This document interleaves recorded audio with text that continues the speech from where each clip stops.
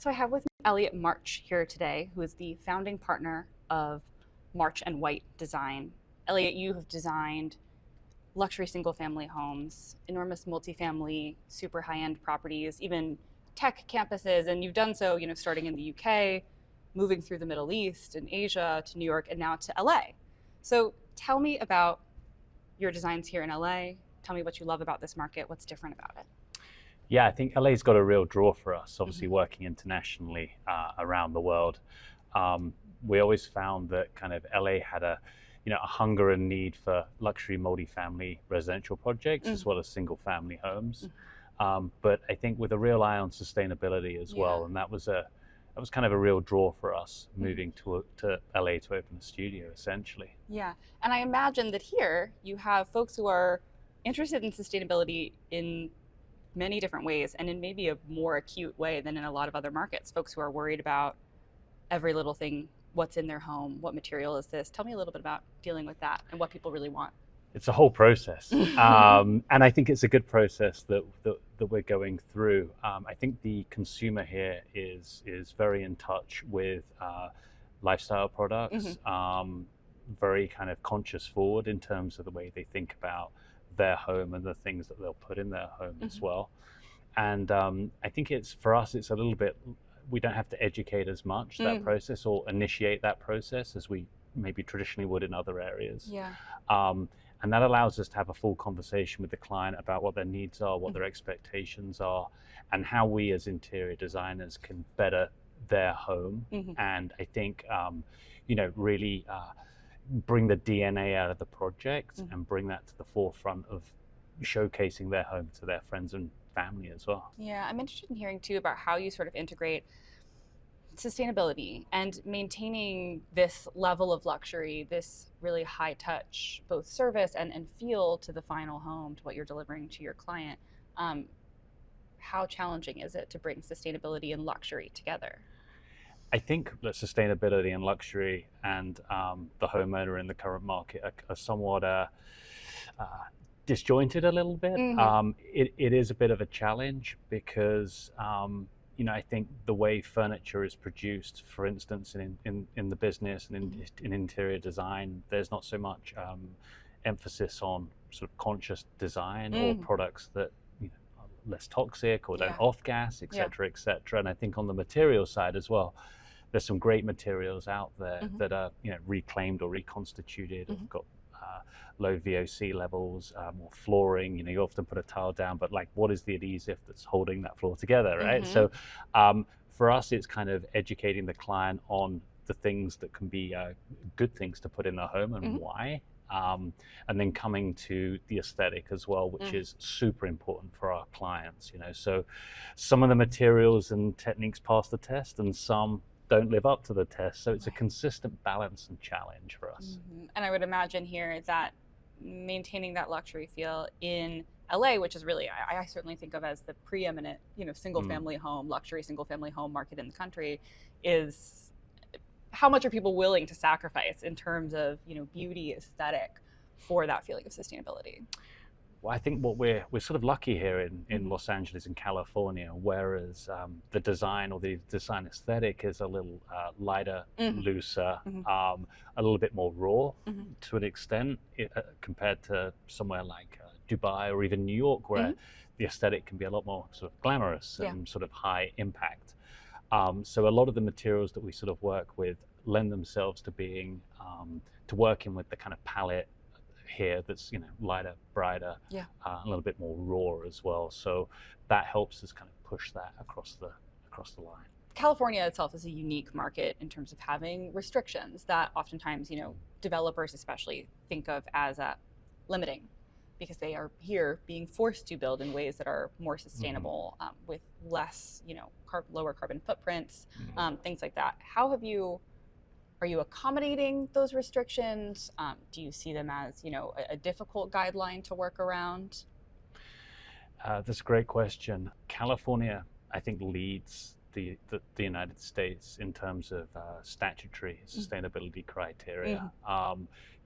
lighting or irrigation or some of these kind of key things that we often forget about.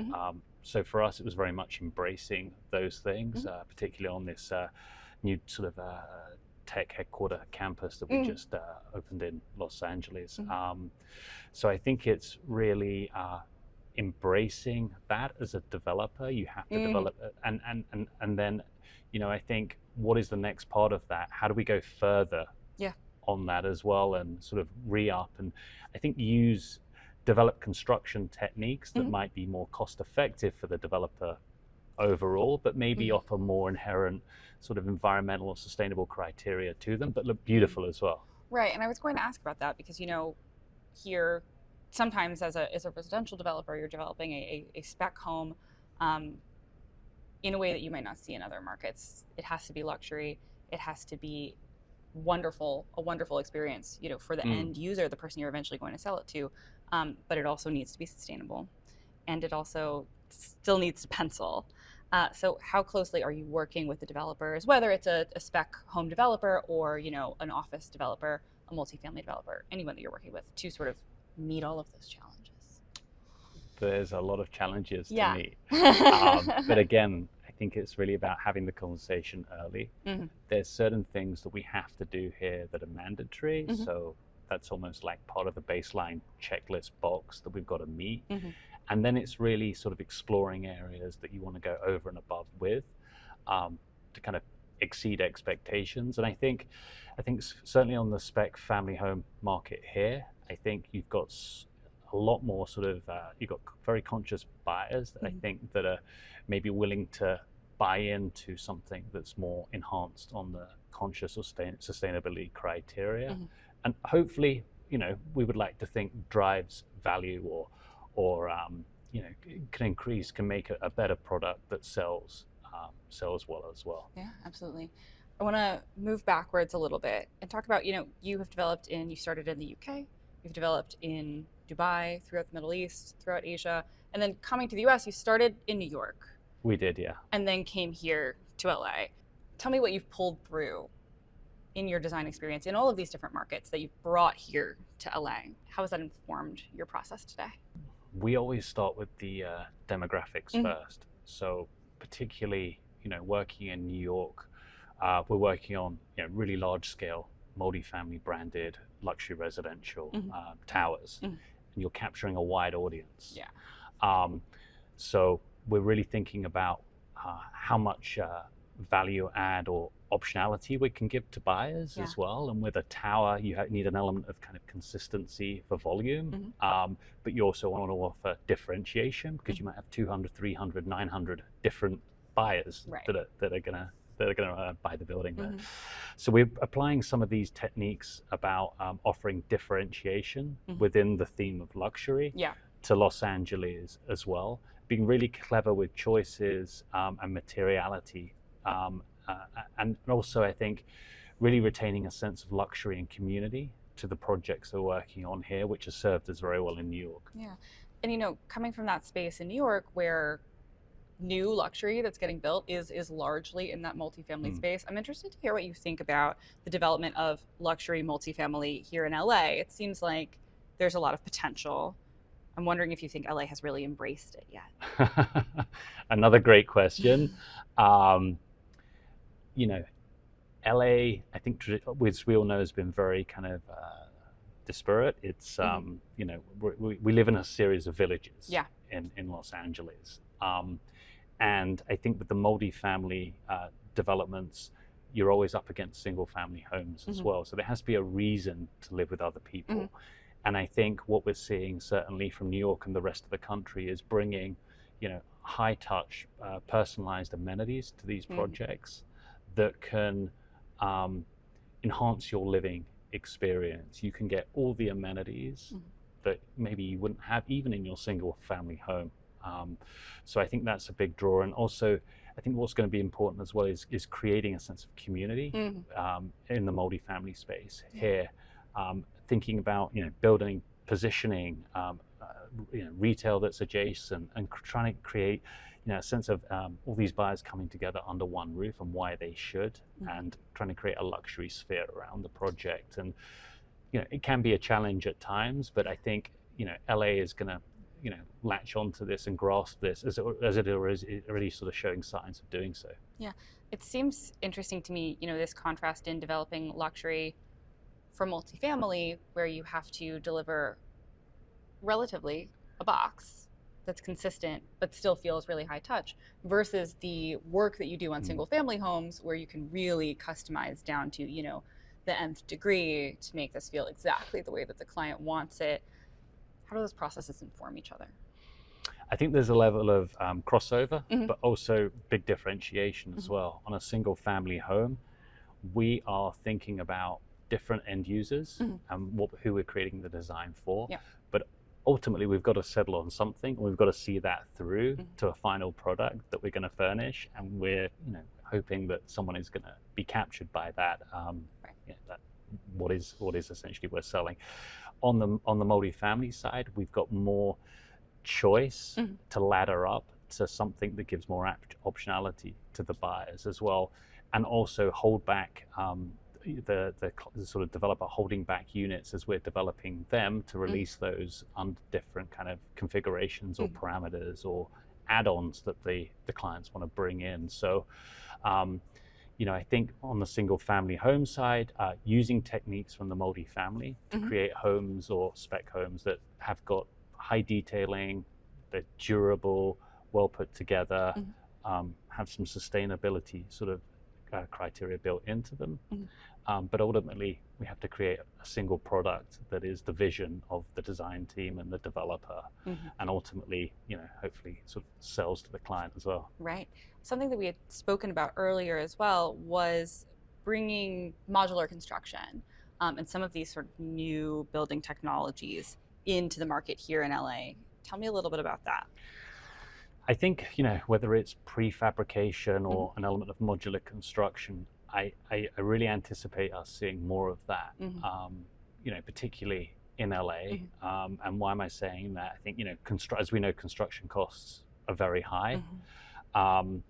And, we're always fighting the issue of quality. We're always trying to drive quality and trying to create value, but control cost.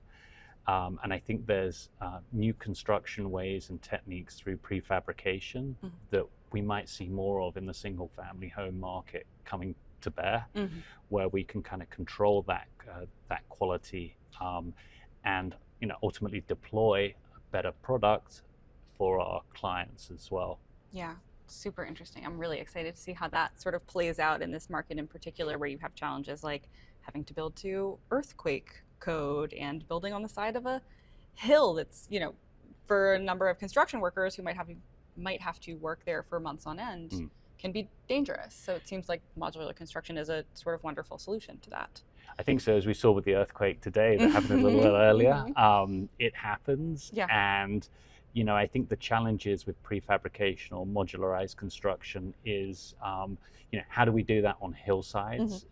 Traditionally we would, you'd be wanting to work on sort of a flat lot, which do exist. But again, I think, the two have to come together in terms of how do we create that sort of construction for hillside homes, which, we have a lot of here in LA. Yeah. And I'm interested from your high-end perspective too, if you are building something, if a developer is building something that's made in parts off-site and then being assembled, how do you take something like that, to my mind, I'm imagining a cardboard box being put together. How do you make that feel beautiful, feel luxury? I think there's a couple of ways. I think the way, or the supplier that you choose to work with, obviously being really key, and the detailing that could be expressed on the facade as well, the connections, the points, etc. That's really important. But also with that type of construction, you have endless possibilities in terms of finishing and choices as well, not only on the external facade, but on the interior as well, walls, floors, ceilings, etc., etc. And I think, how do we bring in sort of luxury as well to this product, through some of the craftsmen and artisan suppliers we work with on the luxury kitchens. And I think it's about marrying the two products and taking what is best out of how we do things traditionally and how we bring some of these new techniques together to form ultimately a better product. Yeah, absolutely. Your team is making a big bet on LA. tell me why. What's so attractive about this market to you? Mhm. So we are making a big bet on LA, and I think one that's ultimately paying off. I think we can see the demand for luxury multifamily and more density coming to LA, especially with big events like the Olympics coming up as well. And I really feel that buyers and clients are accepting again living in a condominium style product, as well as sort of offsetting that against a single family home, which we equally love working on as well. So I think LA's got a lot of potential for that. And, let's see how we get on with kind of zoning and planning laws and density in the future.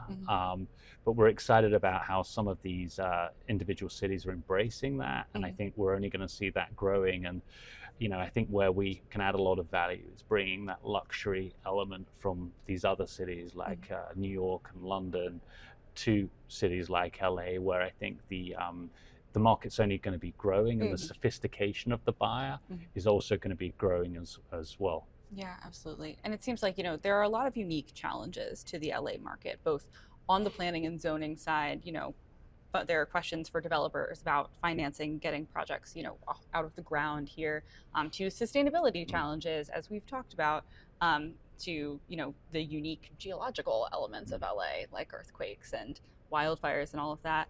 But I'm interested, to hear what you think you've learned from working in this unique and uniquely challenging market. I think we've learned nothing is ever what it seems. There's a lot of things and hurdles and red tape that we have to go through. We've learned how to work within the system, and I think we've learned that people do want sustainable design at a very high-end luxury level of deployment. So much so that we just designed our own furniture collection that is 100% sustainable and hits the biggest criteria we could find in terms of that. So it's really helping drawing practices like us to the forefront of conversations we maybe traditionally didn't have. And I'm interested to hear too, with all of these lessons learned in LA, if there's one thing that you could sort of take from the way that this LA market works or the way that you work in it, if you can take one thing and export it to whether it's your practices in other cities or into the sort of design standards, across this country, what would you take from LA and push out? So again, I think it's sustainability, and I think the genesis of that was our sustainable furniture collection.